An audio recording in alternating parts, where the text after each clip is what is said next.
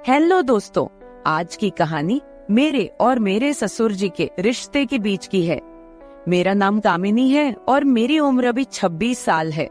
मैं काफी खूबसूरत हूँ। मैंने अपनी बॉडी को पूरा फिट रखा हुआ है क्योंकि मैं रोजाना एक्सरसाइज करती हूँ। मेरी शादी को 7 साल हो चुके हैं। मेरे मम्मी पापा ने गरीबी की वजह से मेरी शादी कम उम्र में ही एक अमीर लड़के से करवा दी, लेकिन वो लड़का अक्सर बीमार रहता था। उसके हार्ट में कोई प्रॉब्लम थी। मैं अपनी शादी से ज्यादा खुश नहीं थी, पर मेरे पति मुझसे बहुत ज्यादा प्यार करते थे। अब मेरी शादी को 2 साल हो चुके थे, लेकिन अभी तक कोई भी बच्चा नहीं हुआ था। हमारे घर में मैं, मेरे पति और ससुर जी थे। हम तीनों ही बहुत प्यार से रहते थे। मेरे ससुर जी की उम्र 45 से 50 साल की होगी, लेकिन वो काफी जवान दिखते हैं क्योंकि उन्होंने अपने शरीर को पूरा फिट रखा हुआ है।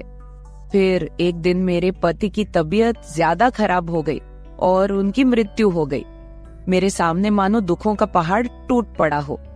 अब मैं एक विधवा हो चुकी थी। धीरे धीरे मेरे पति को गुजरे काफी समय हो गया था। अब मेरे ससुर जी और मैं दोनों ही घर में रहते थे। मैं बहुत ही उदास रहने लगी थी, लेकिन मेरे ससुर जी मुझे बहुत समझाते थे कि कामनी, अब जो होना था वो हो गया है, इतनी टेंशन मत लो, तुम भी बीमार हो जाओगी। मैं तो कहता हूँ कि तुम दोबारा से शादी कर लो, अभी तुम्हारी उम्र ही क्या है। पर साथ ही साथ वो मुझे अजीब सी नजरों से देखते थे। फिर मैं अपना घर चलाने के लिए जॉब करने लगी क्योंकि मेरे घर में अब कमाने वाला कोई नहीं बचा था। मैं दिन भर ऑफिस में रहती और शाम के 7 बजे तक घर आती। ससुर जी का बिजनेस ठीक ठाक चलता था, पैसों की कुछ खास चिंता नहीं थी। फिर भी मैं सोचती हूँ कि खाली घर पर बैठकर क्या करूँगी, इसलिए जॉब करती हूँ और थोड़ा दिल भी बहल जाता है और टाइम पास भी हो जाता है। अब मेरे पति को गए हुए बहुत दिन हो चुके थे, इसलिए मैं उनकी मृत्यु के सदमे से थोड़ा थोड़ा बाहर निकल रही थी। ऑफिस की सहेलियों ने मुझे बहुत समझाया कि तुम शादी कर लो। मेरी एक बहुत अच्छी सहेली है, हम दोनों साथ साथ ऑफिस जाती हैं। एक दिन ऑफिस से निकलते वक्त मेरी सहेली ने मुझे घर पर बुलाया क्योंकि मेरे ऑफिस और घर के बीच ही मेरी सहेली का घर है। तो मैं उसके घर चली गई। हमने चाय पी और फिर इधर उधर की थोड़ी बातें की। मेरी सहेली ने कहा कि क्या तुझे पता है ऑफिस में क्या चल रहा है? मैंने कहा नहीं यार, मुझे उससे क्या फर्क पड़ने वाला है, वैसे भी तो मैं ऑफिस में अपना मन बहलाने के लिए ही जाती हूँ। फिर मेरी सहेली बोली, फिर तू सुन ले, हमारे ऑफिस में सभी लोग एक दूसरे से मिलकर रहते हैं और किसी को भी कोई समस्या हो वो सभी मिलकर सुलझा लेते हैं। देखो, जो काम वाली आंटी है वह विधवा हो चुकी है, लेकिन ऑफिस के लोगों ने मिलकर उनकी शादी करवा दी है। अब वह बहुत खुशी खुशी रहती है और उनका भी एक सहारा बन गया है। मैंने उसकी बातों पर ज्यादा ध्यान नहीं दिया और वहाँ से अपने घर चली आई। मैं थोड़ा थोड़ा अपनी सहेली की बातों को समझ रही थी कि वो मुझे शादी करने के बारे में बोल रही है। फिर मैंने घर आकर ससुर जी को खाना बनाकर दिया और खुद भी खाना खाया। मैं अपने कमरे में बैठी थी, मुझे नींद नहीं आ रही थी। सुबह के लगभग 10 बज रहे थे। आज रविवार था, मुझे ऑफिस नहीं जाना था। तभी मेरे दिमाग में मेरी सहेली के मुंह से सुनी हुई बातें चलने लगी। मैं सोच सोचकर परेशान सी होने लगी। फिर मेरे दिमाग में कुछ आया और मैं अपने ससुर जी के कमरे की ओर चली गई। जब मैं अपने ससुर जी के रूम में गई तो उनके हाथ में एक किताब थी। मुझे देखकर उन्होंने किताब को तकिए के नीचे रख दिया। मैंने देख लिए था कि ससुर जी कौन सी किताब देख रहे हैं। मैंने कहा, ससुर जी आप क्या पढ़ रहे हो? वह बोले, कुछ नहीं बहू, किताब देख रहा था बस। बताओ क्या बात है? मैं बोली, कुछ नहीं। ससुर जी, मुझे आपसे कुछ जरूरी बात करनी है। उन्होंने कहा, हाँ बहू, कहो क्या बात करनी है। मैंने कहा, ससुर जी बात थोड़ी अजीब है, मैं सोच रही थी कि आपसे कहूँ कि नहीं। उन्होंने कहा, अरे पहले तुम बोलो तो सही, क्या बात है? ऐसा कभी हुआ है कि तुमने कभी मेरे से कुछ मांगा हो और मैंने तुम्हें ला के ना दिया हो? तुम मेरा इतना ख्याल रखती हो, जो भी बात है खुलकर बोलो। फिर मैंने हिम्मत करके ससुर जी को बोला कि अब मेरे पति की मृत्यु को 2 साल होने को आए हैं उनकी मृत्यु के बाद से मैं बड़ी मुश्किल से सदमे से बाहर आई हूँ। अभी मैं घर से बाहर जाती हूँ तो मुझे बड़ी दिक्कत होती है। आपको तो पता ही है कि विधवा औरत की तरफ लोग कैसी नजरों से देखते हैं और उसके बारे में लोग कैसी सोच रखते हैं। आपने मुझे बहुत बार बोला है कि तुम शादी कर लो। मैं चाहती हूँ कि आप मेरे लिए एक पति की खोज करो, क्योंकि अकेले मेरी जिंदगी मुझसे नहीं निकाली जा रही। मैं भी चाहती हूँ कि मेरा भी कोई जीवन साथी हो जो मेरे सुख दुख की बात करे और मुझे बहुत ज्यादा प्यार करे। आपको पता है, एक औरत की कई जरूरतें होती हैं जो सिर्फ पति ही पूरी कर सकता है। बाकी आपको पता ही है कि मेरे माँ बाप तो इतने गरीब हैं कि उन्होंने पता नहीं एक बार मेरी शादी कैसे कर्ज उठाकर की है। मैं अब उनको कोई तकलीफ नहीं देना चाहती। अब मेरे लिए तो आप ही सब कुछ हो। मैं बड़ी हिम्मत करके आपसे ये बात कह रही हूँ। मुझे विश्वास है कि आप मेरे लिए कुछ अच्छा ही करोगे। उसके बाद ससुर जी ने मुझे अपने पास बैठा लिया और मेरे साथ कुछ बातें करने लगे और मेरे सुख दुख को बांटने लगे। फिर ससुर जी मुझसे बोले, बहू, जिस चीज की तलाश तुम बाहर से कर रही हो वो चीज तुमको घर में ही मिल सकती है। अगर तुम चाहो तो मैं तुम्हारी सभी जरूरतों को पूरा कर सकता हूँ। ससुर जी की बात सुनकर तो मेरे होश ही उड़ गए। मैंने बोला, ससुर जी, मैं तो आपकी बेटी सामान हूँ, आप ये सब कैसे सोच सकते हैं? ससुर जी बोले, देखो बहू, तुम्हें पता है तुम्हारी सासू माँ की मृत्यु के बाद से मैं अकेला ही जिंदगी बीता रहा हूँ, और जब से तुम्हारे पति की मृत्यु हुई है तुम भी अकेले जिंदगी बीता रही हो। अगर तुम्हारा इरादा हो तो हम दोनों का अकेलापन दूर हो जाएगा और हम दोनों एक दूसरे के सहारे जिंदगी बिता लेंगे और बाहर किसी को कुछ भी पता नहीं चलेगा। बाकी मेरे जाने के बाद ये सारी प्रॉपर्टी भी तो तुम्हारी ही है और इस प्रॉपर्टी को संभालने वाला भी तो कोई चाहिए। बाकी लोगों की टेंशन मत लो, वो तो जब तुम विधवा की जिंदगी जी रही हो तब भी बातें करते थे और अब भी बातें करेंगे। सच कहूँ तो बहू, मैं तो उसी वक्त तेरा दीवाना हो गया था जब मैंने तुम्हें पहली बार देखा था। फिर मैंने ससुर जी को बोला कि मैं सोचकर बताती हूँ। अगली सुबह मैं उठी और खाना बनाने लगी। अगले दिन मैं ऑफिस नहीं गई, मैं किचन में खाना पका रही थी। तभी ससुर जी किचन में आए और बोले, बहू, आज ऑफिस नहीं जा रही हो क्या? मैंने कहा, नहीं, आज नहीं जा रही हूँ। आज मैंने ऑफिस से छुट्टी ले ली है। आप कहीं जाने वाले थे, गए नहीं क्या? वो बोले, नहीं, आज मेरी तबीयत ठीक नहीं है। मैंने सोचा कि आज घर रहकर आराम कर लेता हूँ। कुछ देर के बाद घर में कुछ मेहमान आ गए। हम लोग मेहमानों के आदर सत्कार में लग गए। मैंने उनसे हालचाल पूछा और उन लोगों से ढेर सारी बातें की। मेहमान के रूप में मेरे चाचा और चाची जी आए हुए थे। जब मैं मेहमानों से बातें कर रही थी तभी ससुर जी बाहर घूमने चले गए। उनकी आदत है कि जब वह घर पर रहते हैं तो वह खेतों की तरफ घूमने चले जाते हैं। फिर थोड़ी देर के बाद मेरे चाचा चाची भी खाना खाकर चले गए। दोपहर के 1 बजे का समय हो चुका था। मेरे दिमाग में ससुर जी की बातें घूम रही थी। मैं सोच रही थी कि इस अकेलेपन के साथ मैं सारी जिंदगी कैसे बिताऊंगी। मैं ससुर जी के साथ रहूंगी तो हो सकता है कि हमारा कोई बच्चा भी हो जाए। और ससुर जी की बात सही है, उनके जाने के बाद उनकी सारी प्रॉपर्टी भी तो मेरी ही है। मुझे ससुर जी की बातें काफी हद तक सही लग रही थी।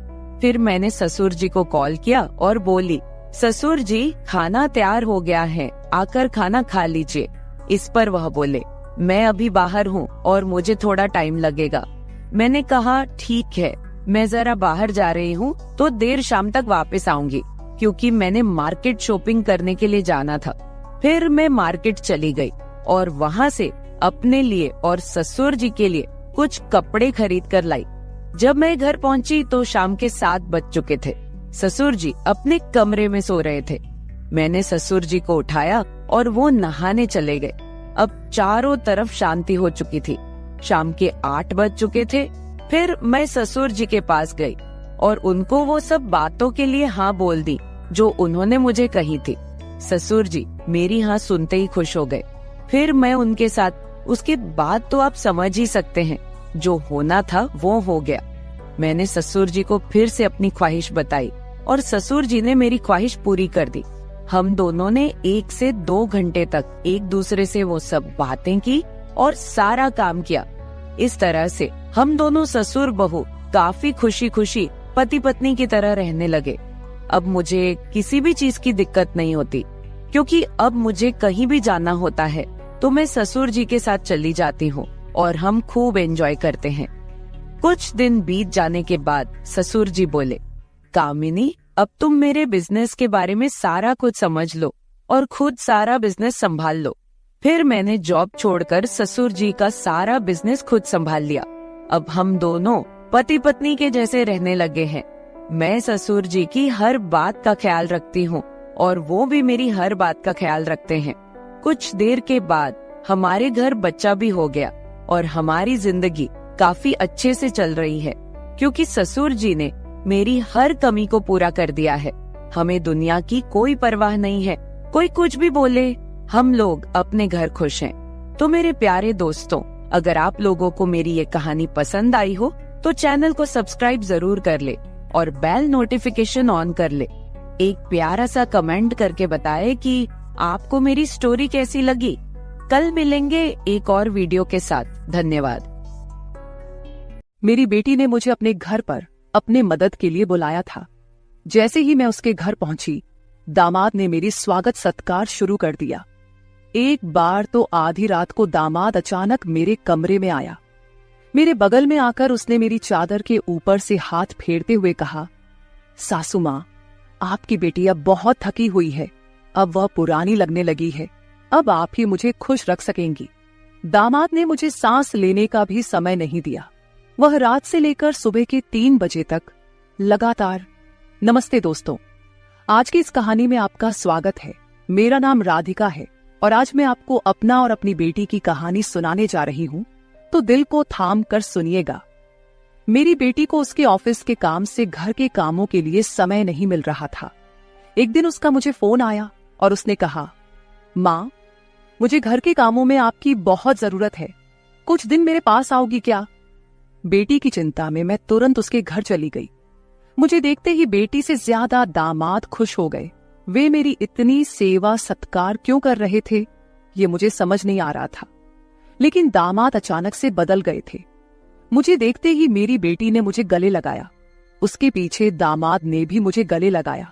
इससे पहले उन्होंने कभी मुझे इस तरह से गले नहीं लगाया था।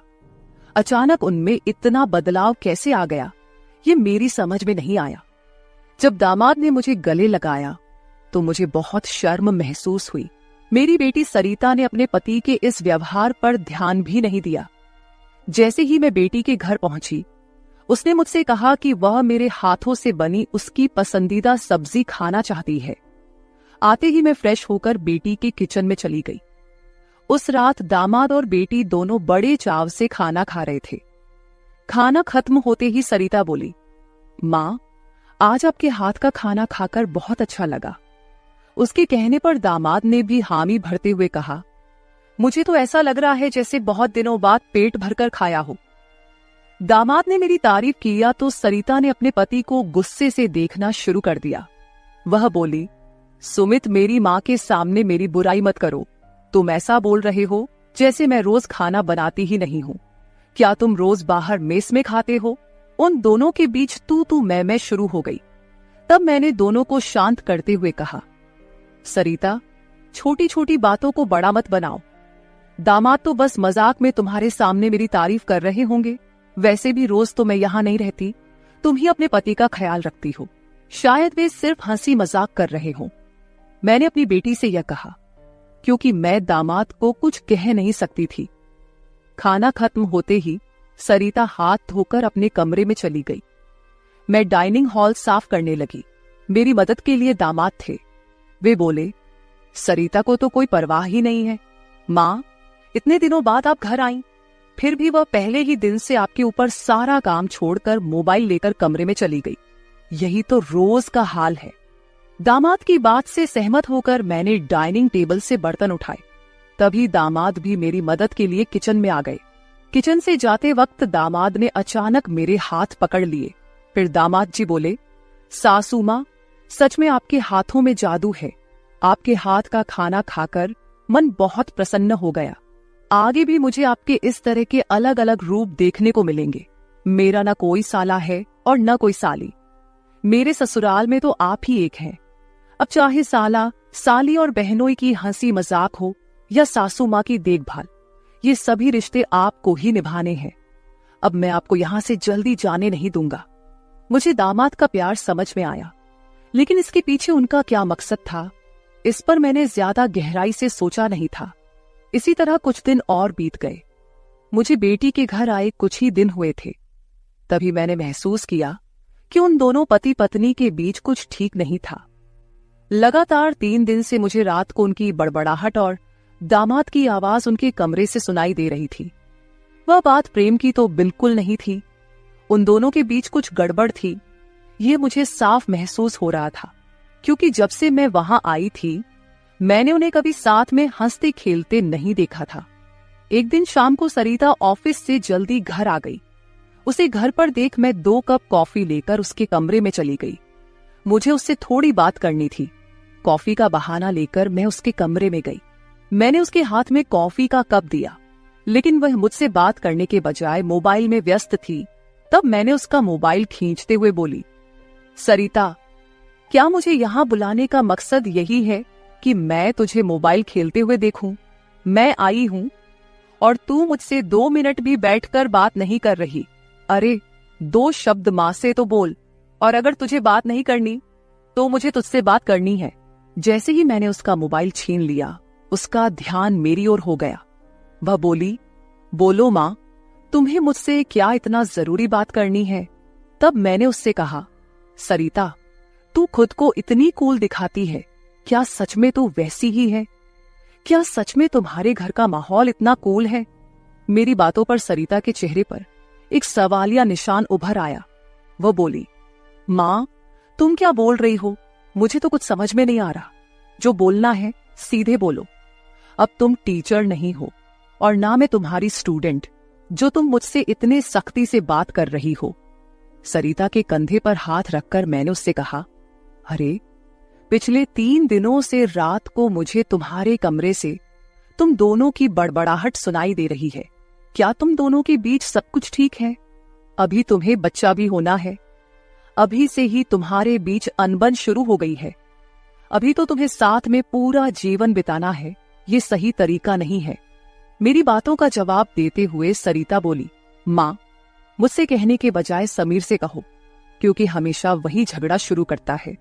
उस दिन भी देखा ना, कैसे वह खाने की टेबल पर मुझे कुछ भी बोल रहा था। फिर वह बोली, मां, अब तुम ही बताओ, मैं ऑफिस में भी थक जाती हूँ। ऊपर से घंटों ट्रैफिक में फंसकर घर आना पड़ता है। अब 3 दिन से तुम घर आई हो तो मुझे थोड़ी राहत मिली है, नहीं तो रोटियां बेलते वक्त भी मेरी आंख लग जाती थी। अब इतनी थकान के बाद भी मैं समीर को कैसे समय दूं? समीर तो कुछ समझने को तैयार ही नहीं है, और वैसे भी तुम्हें यहां बुलाने का आइडिया उसी का था। वह कह रहा था कि सासू मां के आने से तुम्हें भी थोड़ा आराम मिलेगा। तुम यहां आई हो तो उसकी खाने की शिकायतें भी थोड़ी कम हो गई हैं, नहीं तो हर बात में ये ऐसा और वो वैसा ही चलता रहता था। तुम्हें बुलाने से पहले वह कह रहा था कि जब मेरी सासू मां आएंगी तो मैं उनसे सारी ख्वाहिशें पूरी करवाऊंगा। अब तुम्हारे दामाद को तुमसे क्या ख्वाहिशें पूरी करवानी है, ये तुम ही देख लो। उसकी शिकायतों से तो मुझे थोड़ी राहत मिल गई है। सरिता की बातें सुनकर मुझे लगा कि सच में उसे काम से समय नहीं मिल पाता होगा, इसलिए समीर को खाने पीने की परेशानी हो रही होगी, और शायद इसलिए उन्होंने मुझे कुछ दिनों के लिए बुला लिया होगा। लेकिन दामाद को मुझसे और भी ख्वाहिशें पूरी करवानी थीं, इसका मुझे कोई अंदाजा नहीं था।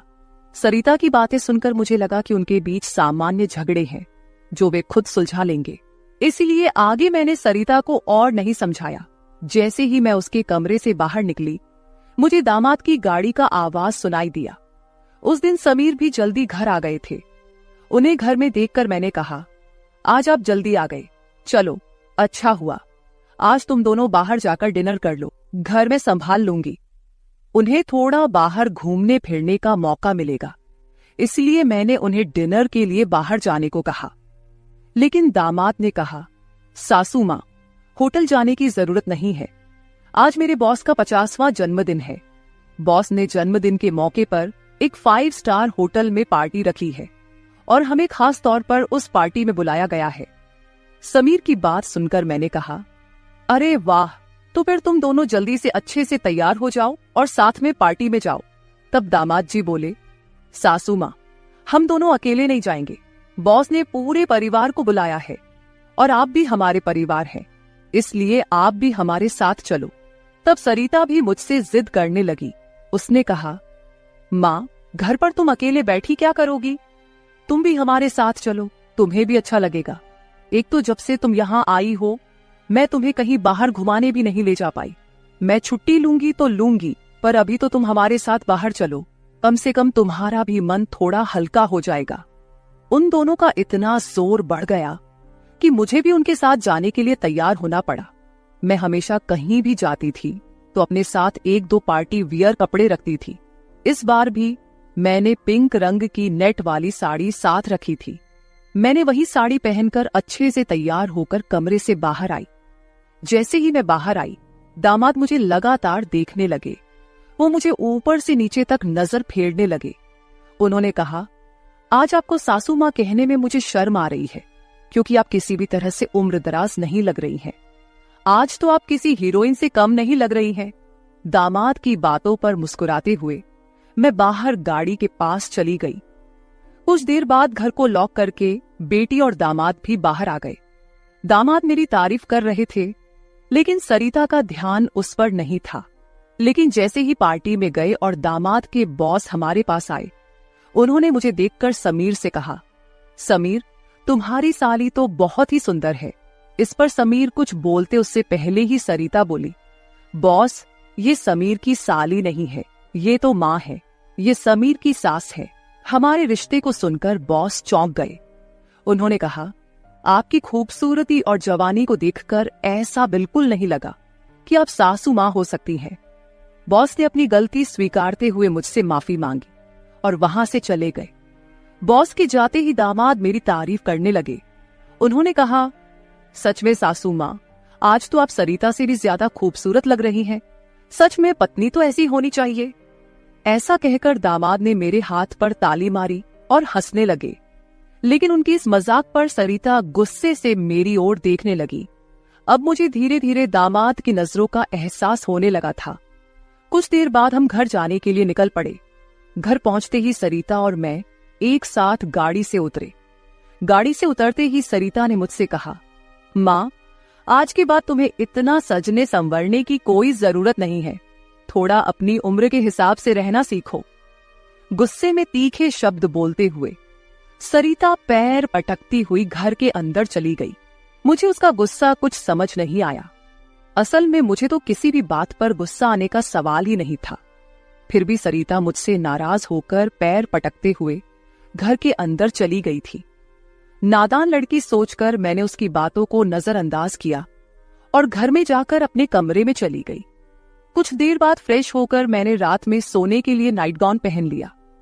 रोज की तरह सोने से पहले मैंने अपने हाथ पैरों पर बॉडी लोशन लगाया। तभी अचानक दरवाजे पर दस्तक हुई। दरवाजे पर दामाद थे।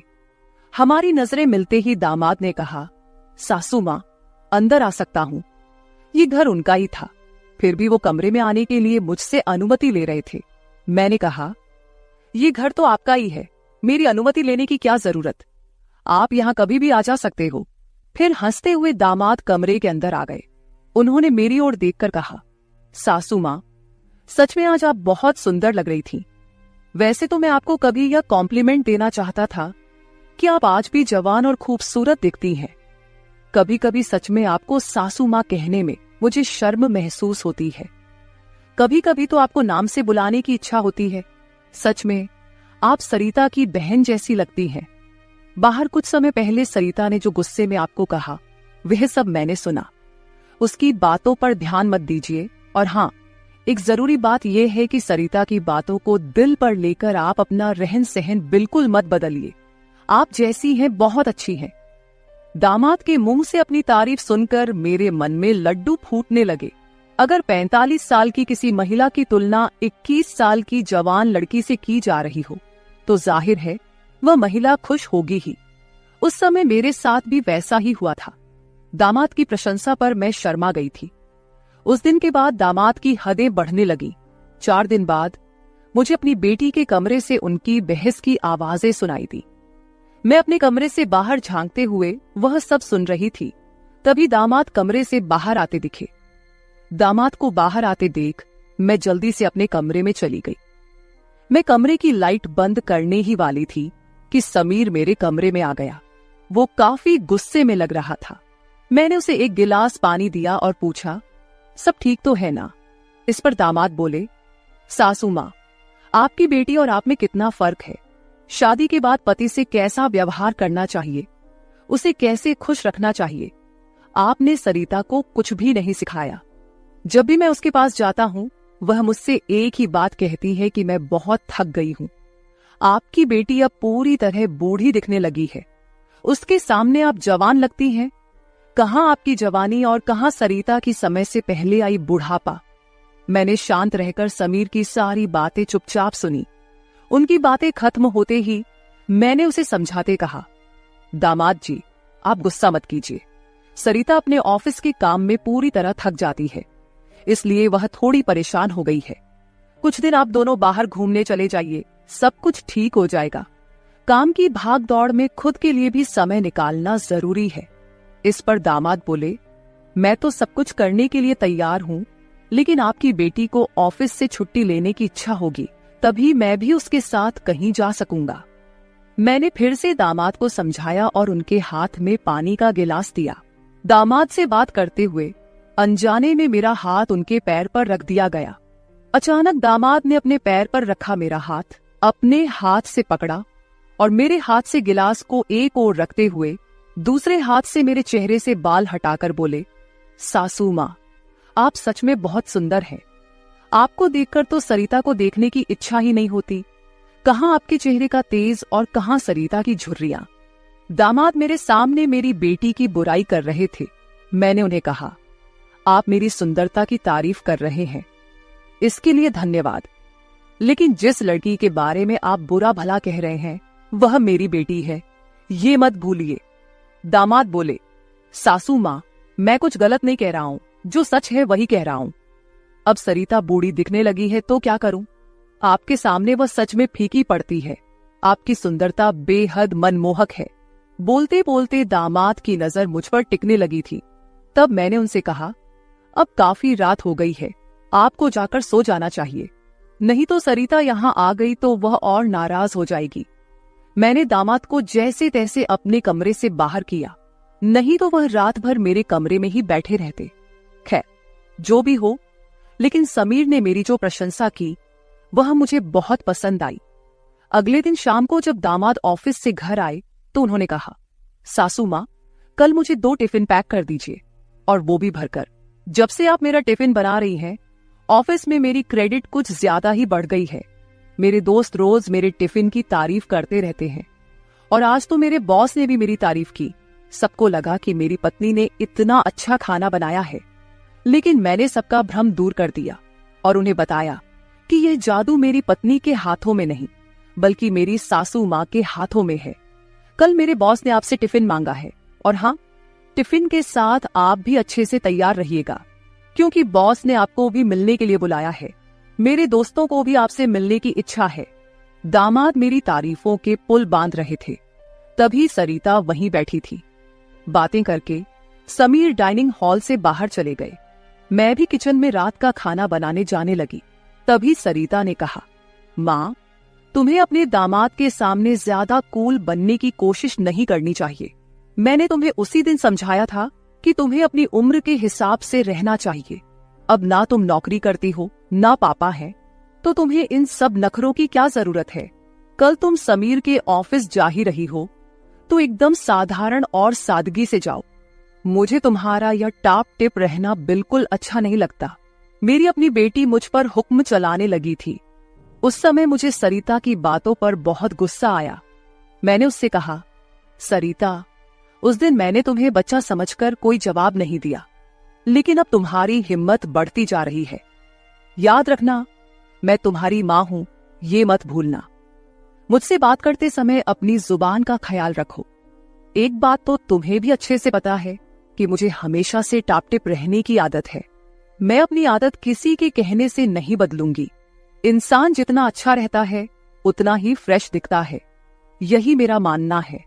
तुम चाहे कुछ भी कहो, मैं अपनी रहन सहन नहीं बदलने वाली। अगर किसी को बदलना है तो तुम खुद को बदलो, अपना चिड़चिड़ा स्वभाव बदलो। कभी कभी तो मुझे लगता है कि तुम मेरी ही बेटी हो या नहीं। उस दिन पहली बार मैं अपनी बेटी से इतने गुस्से में बात कर रही थी। इससे पहले सरिता ने भी कभी मुझसे इतने कटु शब्दों में बात नहीं की थी। इसलिए उससे गुस्सा होकर मैं किचन में चली गई। उस रात खाना खाते समय भी मैंने किसी से बात नहीं की। अगले दिन दोपहर के 1 बजे के बाद मुझे मेरे दामाद का फोन आया तो मैं तैयार होकर उनके ऑफिस जाने के लिए निकली। शाम को मैं और समीर साथ ही घर लौटे। मुझे और समीर को साथ देखकर सरिता और भी ज्यादा नाराज हो रही थी। अब मुझे उसकी नाराजगी से कोई फर्क नहीं पड़ता था। वो तो अपने पति को भी खुश नहीं रख पाई थी। मैंने भी अब उससे किसी तरह की कोई उम्मीद नहीं रखी थी। लेकिन इधर मेरे दामाद अब मुझसे बहुत अच्छे से पेश आने लगे थे। हर 2-3 दिन में वो मुझसे कहते कि उनके ऑफिस में उनके दोस्तों ने या कभी उनके बॉस ने मुझसे मिलने के लिए बुलाया है। उस दिन भी सुबह नाश्ता करते समय दामाद ने मुझसे कहा, सासू माँ, घर के सारे काम जल्दी निपटा लीजिए क्योंकि आज भी आपको ऑफिस जाना है। मैंने उनकी बात पर सहमति जताई। जैसे ही समीर ऑफिस के लिए निकले, सरिता ने मुझे घेर लिया।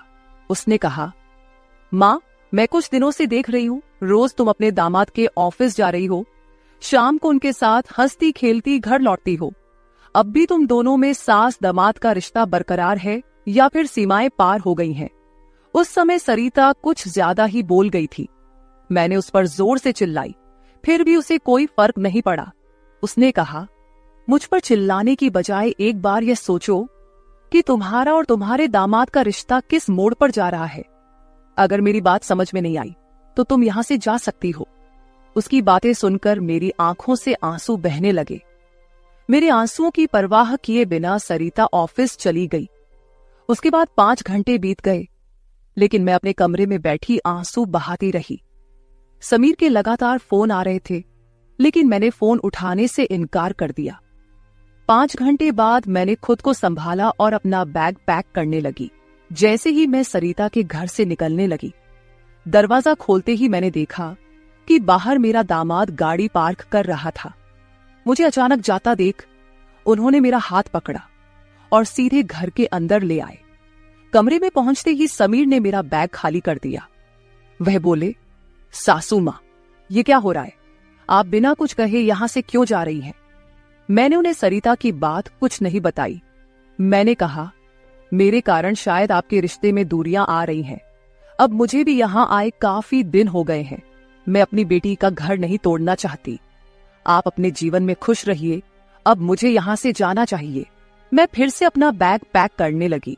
तभी दामाद ने मुझे अपनी ओर घुमाए। फिर मेरे कंधे पर हाथ रखकर उन्होंने कहा, सासू मां, जरूर सरिता ने आपको कुछ बुरा भला कहा होगा। मैंने आपको पहले ही समझाया था कि उसकी बातों पर ध्यान न दे। वह मूर्ख है, उसे खुद को संभालना नहीं आता। मुझे तो लगता कि आपकी बेटी आपसे जलने लगी है। जो लोग जलते हैं वे दुआ नहीं देते, इसलिए आपको भी बेफिक्र होकर ठाठ से रहना चाहिए। समीर मुझे हंसाने की कोशिश करने लगे। मेरी आंखों में आंसू देखकर उन्होंने मेरे आंसू पोंछे और कहा, किसी की बातों से इतना हताश मत होइए, मैं आपके साथ हूं। उनके बोलने में एक अलग ही प्यार था। उस दिन के बाद से रोज रात को जब सरिता सो जाती, समीर मेरे कमरे में आने लगे। अब उनका मेरे कमरे में आना मुझे खटकता भी नहीं था, क्योंकि हमारा रिश्ता एक अलग ही मोड़ पर जाने लगा था। अब समीर मेरे सिर्फ दामाद नहीं रहे। 4-5 दिन से समीर मेरे कमरे में आ रहे थे। कुछ दिन बाद अचानक मेरे मन में ख्याल आया कि अगर सरिता को यह सब पता चल गया तो, इसलिए मैं समीर के सामने यह सवाल रखी। मैंने कहा, समीर, तुम रोज रात को सरिता की नजरों से छुपकर मेरे कमरे में आते हो, लेकिन क्या तुम पक्का करते हो कि वह गहरी नींद में होती है? अगर तुम्हारी लापरवाही के कारण सरिता अचानक मेरे कमरे में आ गई और उसने ये सब देख लिया तो क्या होगा? इस पर समीर ने कहा, सासू माँ, कभी न कभी हमें इस स्थिति का सामना करना ही होगा। जो काम मेरी पत्नी को करना चाहिए था वो आपने किया, इसमें आपकी क्या गलती है? उसे वक्त रहते सब कुछ समझना चाहिए था। अब वक्त उसके हाथ से निकल गया है।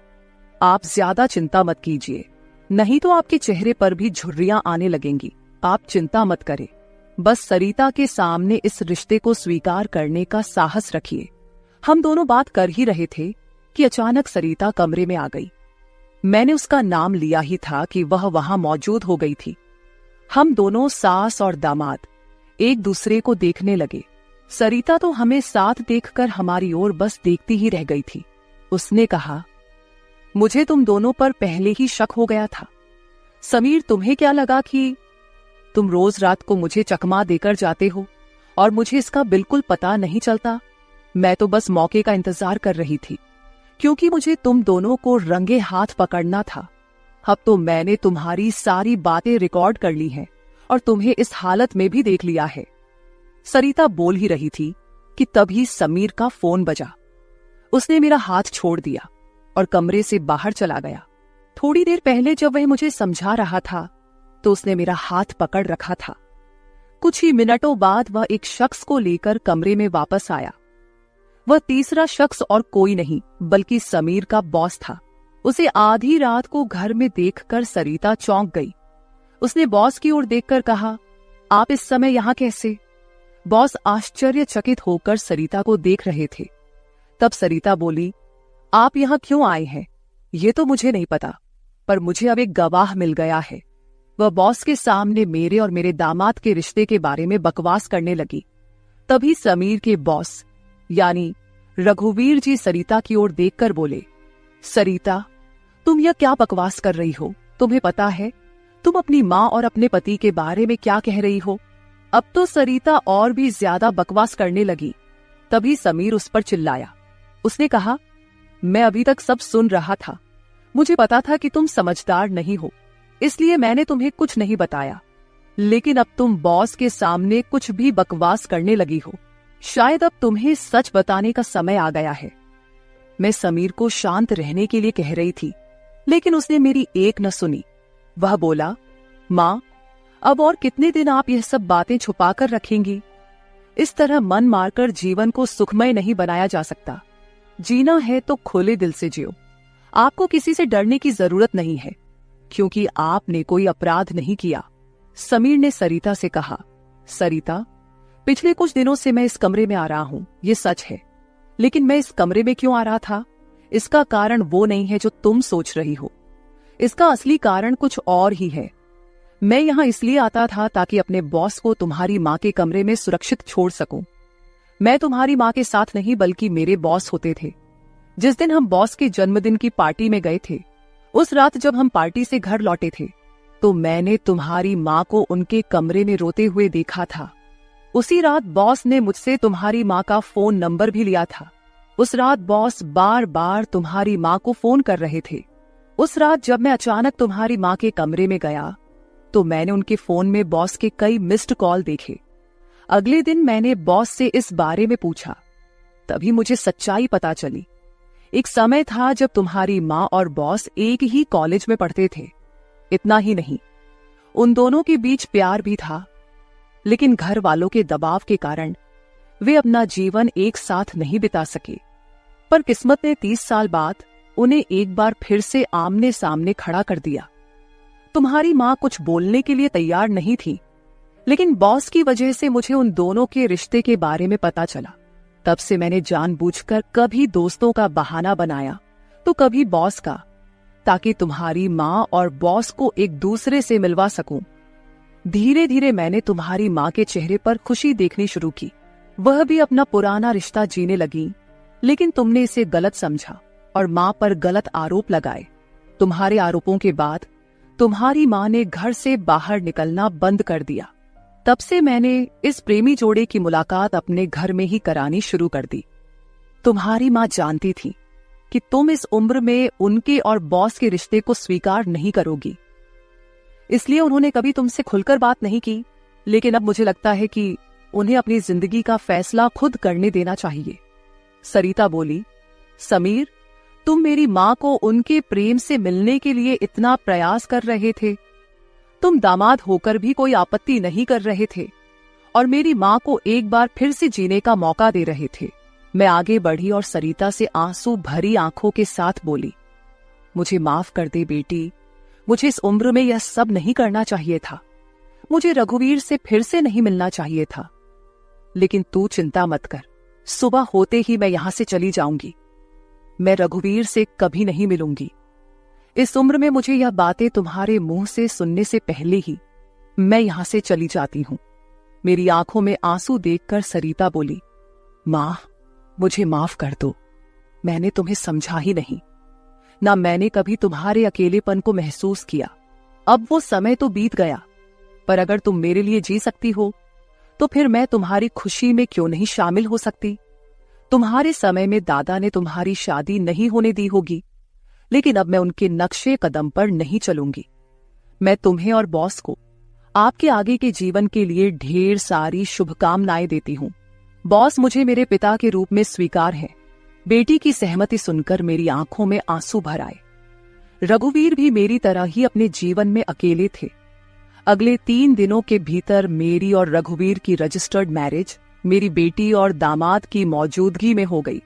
शायद ये पहली बार हुआ होगा कि एक बेटी ने अपनी मां की विदाई की थी। मेरी विदाई के समय मैंने सरिता को एक सीख दी। मैंने उससे कहा, सरिता, पैसा सब कुछ नहीं होता, इसीलिए हमेशा पैसे के पीछे भागना छोड़कर कभी अपने परिवार पर भी ध्यान देना चाहिए। कर्तव्यों से भागकर ना तो जीवन पूरा होता है, ना ही खुशियां मिलती हैं। अब समय आ गया है कि तुम अपनी जिम्मेदारियों पर ध्यान दो। सरिता ने मुझसे वादा किया कि आगे से वो अपने घर की जिम्मेदारियों को निभाने में पीछे नहीं हटेगी। मेरी विदाई होते ही सरिता ने पूरे 20 दिनों की छुट्टी ली। शादी के 2 साल बाद मेरी बेटी और दामाद एक बार फिर हनीमून पर गए। तो दोस्तों, शादी और प्यार की कोई उम्र नहीं होती। जहां दिल मिलते हैं वहीं रिश्ते भी अपने आप बन जाते हैं। बस जरूरत होती है एक दूसरे को समझने की। तो मेरे प्यारे दोस्तों, यह थी हमारी आज की छोटी सी कहानी। आपको ये कहानी कैसी लगी कमेंट करके जरूर बताएं। अगर आप ऐसी ही और भी इंटरेस्टिंग और रोमांटिक कहानियां सुनना चाहते हो तो चैनल को सब्सक्राइब जरूर कर ले और बेल आइकॉन ऑन कर ले, ताकि आपको मेरी आने वाली नई वीडियो की सूचना तुरंत मिल सके। कल मिलेंगे एक और नई कहानी के साथ। धन्यवाद।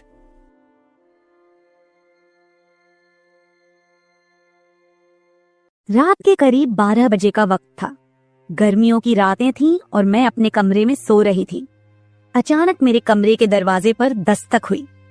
पहले तो मैं थोड़ा डर गई, लेकिन फिर सोचा शायद मेरा भाई ही होगा, क्योंकि घर में मेरे और भाई के अलावा कोई और नहीं था। मैंने उठकर दरवाजे की ओर कदम बढ़ाए। दरवाजा खोलते ही मैंने बाहर झांका, लेकिन वहां कोई नहीं था।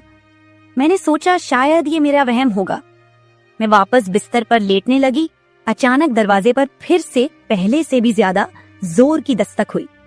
मैंने कांपती हुई आवाज में पूछा, कौन है? लेकिन कोई जवाब नहीं आया। डरते हुए मैंने दोबारा दरवाजा खोला और वहां मेरा भाई खड़ा था। उसने मुझसे कहा, क्या हुआ दीदी, इतनी घबराई हुई क्यों लग रही हो? वो मुझे आज कुछ अजीब सी नजरों से देख रहा था। मैंने सोचा शायद मैं ही ज्यादा सोच रही हूँ, लेकिन मुझे क्या पता था कि उस रात कुछ ऐसा होने वाला था जिसने मेरी पूरी जिंदगी को बर्बाद कर दिया, जिसे मैं चाहकर भी कभी भूल नहीं पाई।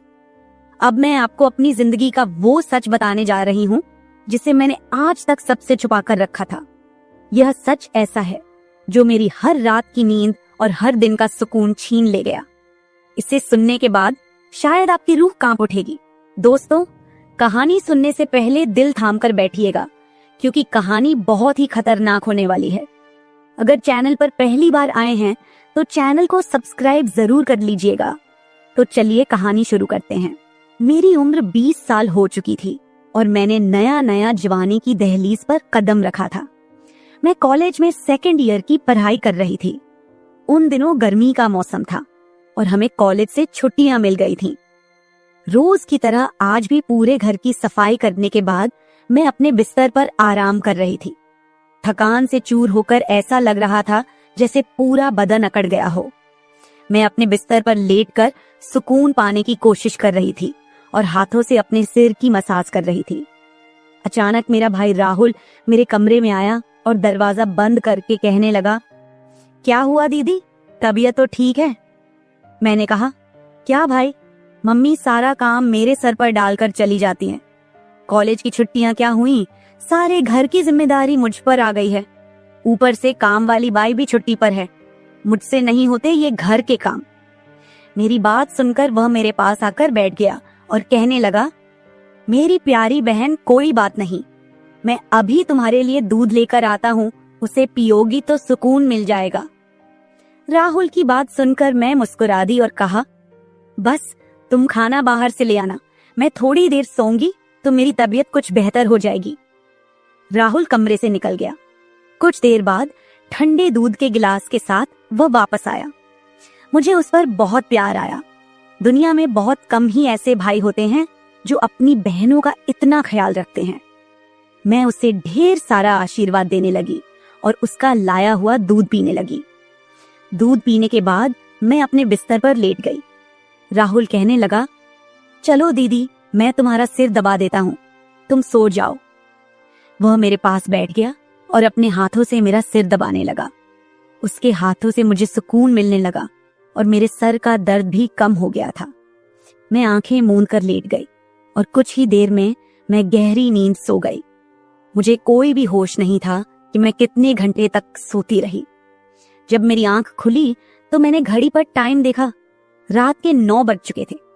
शायद थकावट की वजह से मुझे वक्त का एहसास ही न हुआ। मम्मी और पापा भी ऑफिस से वापस आ चुके थे। मुझे कुछ भी समझ नहीं आ रहा था और मेरा पूरा शरीर दर्द कर रहा था। मैं बिस्तर से उठकर बाथरूम जाने लगी।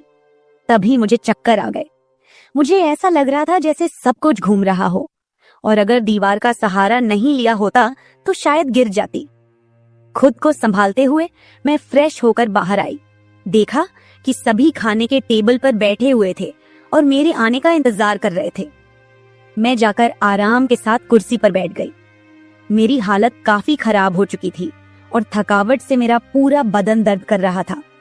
राहुल ने देखा कि मैं थकी हुई हूँ तो तुरंत मम्मी से कहने लगा, मम्मी देखिए, अंजलि दीदी पर काम का बोझ थोड़ा कम डाला करे। अरे, अगर काम वाली नहीं आ रही तो उसकी जगह किसी और को रख ले। यह बेचारी सारा दिन काम करके थक जाती है। देखें तो इसकी रंगत भी पीली पड़ चुकी है। वाकई में मेरी हालत दिन ब दिन खराब होती जा रही थी। मम्मी और पापा दोनों ही काम करते थे क्योंकि सिर्फ पापा की जॉब से घर का खर्चा चलना मुश्किल था। साथ ही हमारी पढ़ाई का खर्च भी काफी था, इसलिए मम्मी भी उसी कंपनी में काम करती थी जहां पापा। हम दोनों भाई बहन कॉलेज जाते थे, लेकिन गर्मी के मौसम में छुट्टियां होने की वजह से घर पर ही थे। मैंने एक बात नोटिस की थी कि पिछले कुछ हफ्तों से राहुल मेरे कुछ ज्यादा ही करीब होने लगा था। जब से मुझे कॉलेज से छुट्टियां मिली थीं, तब से वह मेरा कुछ ज्यादा ही ख्याल रखने लगा था। अगर मैं घर का कोई काम करती तो वह आकर मदद करने लगता। कभी कभी काम करते वक्त मुझे थकावट महसूस होती तो वह मुझे आराम से बिठाकर मेरा सिर दबा देता। जब मैं उसे मना करती तो वह हंसते हुए कहता, नहीं दीदी, तुम बहुत काम करती हो, अब मेरा हक बनता है कि तुम्हें सुकून दो। मैं उसे रोक नहीं पाती और चुपचाप लेटी रहती। लेकिन एक रात जो हुआ उससे मेरे होश उड़ गए थे। क्या राहुल कभी ऐसा कर सकता था? मैं अपने कमरे में सो रही थी। आधी रात के करीब मुझे महसूस हुआ कि जैसे कोई मेरे कमरे में आकर खड़ा हो गया हो। धीरे धीरे वह बिस्तर के पास आ रहा हो और मैं सोते हुए भी महसूस कर सकती थी कि कुछ अजीब हो रहा है। मुझे तुरंत झटका सा लगा और मैंने आंखें खोल दी। कमरा पूरी तरह से अंधेरे में डूबा हुआ था और जब मैंने उठकर देखा तो अंदर कोई नहीं था। बस कमरे का दरवाजा थोड़ा सा खुला हुआ था और मुझे याद था कि मैं हमेशा सोने से पहले दरवाजा बंद करके सोती थी। तो फिर वह कैसे खुला था? मैं चुपचाप उठकर दरवाजे को लॉक करने लगी। फिर से बिस्तर पर जाकर सोने की कोशिश की, लेकिन जैसे ही मेरी आंखें बंद हुईं, मुझे फिर से कुछ कदमों की आहट सुनाई दी। जैसे कोई बिस्तर के पास आकर बैठा हो, और फिर मुझे लगा जैसे कोई मेरे पास आकर अपना हाथ बढ़ा रहा हो। मैंने पलट कर देखा, लेकिन कोई नहीं था। मेरी धड़कन तेज हो गई थी और मुझे घबराहट होने लगी थी। मैंने घबराते हुए कमरे की लाइट ऑन की और दरवाजा खोलकर बाहर झांका, लेकिन वहां कोई नहीं था। आज से पहले ऐसा कभी नहीं हुआ था जो अब हो रहा था। मुझे प्यास लगी तो मैं कमरे का दरवाजा खोलकर बाहर निकली। उसी वक्त राहुल भी अपने कमरे से बाहर निकला। मुझे देखकर उसने पूछा, क्या बात है, आप अभी तक जाग रही हैं? मैंने जवाब दिया, कुछ नहीं, बस ऐसा महसूस हुआ जैसे कमरे में कोई मौजूद हो। पानी पीकर मैं दोबारा कमरे में आई और पीछे पीछे वह भी आ गया। उसने कहा, आपको डरने की जरूरत नहीं है। अगर आपको डर लग रहा है तो मैं आपके पास सो जाता हूँ। मैंने उसे मना किया, नहीं, तुम्हें परेशान होने की जरूरत नहीं है, जाओ और आराम करो। लेकिन वह जिद करने लगा कि मैं आपको अकेला किसी भी हाल में नहीं छोड़ सकता। आपकी तबीयत खराब हो सकती है, मैं आपको तकलीफ में नहीं देख सकता। आप सो जाएं, मैं यही सो जाता हूँ। आखिरकार उसकी जिद के आगे मुझे झुकना पड़ा। मैं बिस्तर पर लेट गई और उसने भी सोफे पर तकिया रखा और मेरे पास में ही सो गया। लेकिन उस रात मुझे ऐसा महसूस हुआ जैसे कोई मेरी ओर काफी देर तक ध्यान से देखता रहा हो। उसने मेरे बालों को सहलाया, मेरे चेहरे पर उंगलियां फेरी और मैं सो रही थी। अगली सुबह जब मैं उठी तो मेरा मूड बड़ा अजीब था, लेकिन जब मैंने अपने आप पर गौर किया तो मैं हैरान रह गई। शुक्र था कि मैंने अपने आप को दुपट्टे से ढक रखा था। मेरी कमीज बेतरतीब हो चुकी थी। मुझे हैरत हुई क्योंकि आज से पहले मैं कभी इस तरह आराम से नहीं सोई थी। आज मैं बहुत खुश महसूस कर रही थी, न जाने क्या वजह थी। मैंने अपने भाई की तरफ देखा तो वह भी बहुत खुश था। मैंने उसको पूछा, तुम आज इतने खुश क्यों हो? तो कहने लगा, जिसको आप जैसी बहन मिल जाए वो क्यों ना खुश हो। घर के सारे काम निपटाकर जब मैं बैठी तो राहुल तेल लेकर मेरे पास आ गया। कहने लगा, अंजलि दीदी, आप अपने बाल खोल दे, मैं आपके सर में मालिश कर देता हूँ। मुझे उसकी हरकतें कुछ अजीब लग रही थीं। मैंने कहा, ये तुम्हारा काम नहीं है, जाओ अपनी पढ़ाई करो, मुझे मालिश की जरूरत नहीं है। मगर उसने मेरी बात नहीं मानी और खुद ही मेरे बालों से कैचर उतार कर कहने लगा, आप नखरे मत किया करो, किस्मत वालों को ही ऐसे भाई मिलते हैं। जब आपका भाई आपके खूबसूरत रेशमी बालों में मसाज करना चाहता है तो आपको क्या समस्या हो सकती है? आ जाइए, मैं आपके सर की मसाज कर देता हूँ, आपको बहुत सुकून मिलेगा। वह मुझे उठाकर कमरे में ले गया। मैं बेड पर तकिया रखकर लेट गई। मेरे बाल बेड से नीचे लटक रहे थे। वह मेरे सरहाने बैठकर मेरे बालों की मसाज करने लगा। राहुल मुझसे 3 साल छोटा था, मगर मुझे नाम से बुलाता था। कहता, आप इतनी प्यारी हैं कि आपको देखकर दिल करता है कि आप हमेशा इसी तरह मुस्कुराती रहें और मैं आपका लाभ उठाता रहूं। वह मेरे सिर की मालिश कर रहा था और उसके हाथों में जैसे जादू था। मुझे इतना मजा आया कि मैं नींद की वादियों में खोने लगी। तेल की खुशबू भी बहुत जबरदस्त थी। तेल की हल्की हल्की महक कमरे में फैल चुकी थी। मैंने उत्सुकतावश उससे पूछा, ये तेल कौन सा है? उसने मुस्कुराते हुए जवाब दिया, ये एक खास तेल है जो आपकी सुंदर जुल्फों को और भी चमकदार बनाएगा। आपके बालों की खास देखभाल के लिए ही लाया हूँ। उसकी बातें मुझे बहुत अजीब सी लग रही थी। मैं समझ नहीं पाती थी कि वह किस तरीके से बात कर रहा है। मालिश के दौरान कब मुझे नींद आ गई पता ही नहीं चला। कुछ समय बाद जब मेरी आंख खुली तो मेरे पूरे बदन में भारीपन महसूस हो रहा था। ऐसा लगा रहा था जैसे किसी ने मुझ पर बहुत ज्यादा वजन रख दिया हो। मेरी टांगों और हाथों में अजीब सा दर्द था, मानो घंटों तक मैं किसी भारी बोझ के नीचे रही हूं। पूरे बदन में दर्द सरायत कर रहा था। मैं धीरे धीरे उठकर बैठी और चारों तरफ नजर दौड़ाई। मेरे कपड़े हल्के हल्के गीले हो गए थे और पंखा भी बंद था। कमरे में गर्मी का एहसास हो रहा था। मैंने चक्कर खाती हालत में बेड से नीचे कदम रखा, मगर पैरों में जैसे जान नहीं थी। मैंने अपने भाई को देखा जो शांत और सामान्य नजर आ रहा था। लेकिन ये सब क्या हो रहा था? मुझे समझ नहीं आ रहा था कि आखिरकार ऐसा क्यों हो रहा है। बड़ी मुश्किल से खुद को घसीटते हुए मैं बाथरूम पहुंची और फ्रेश होकर आई। आईने में अपनी हालत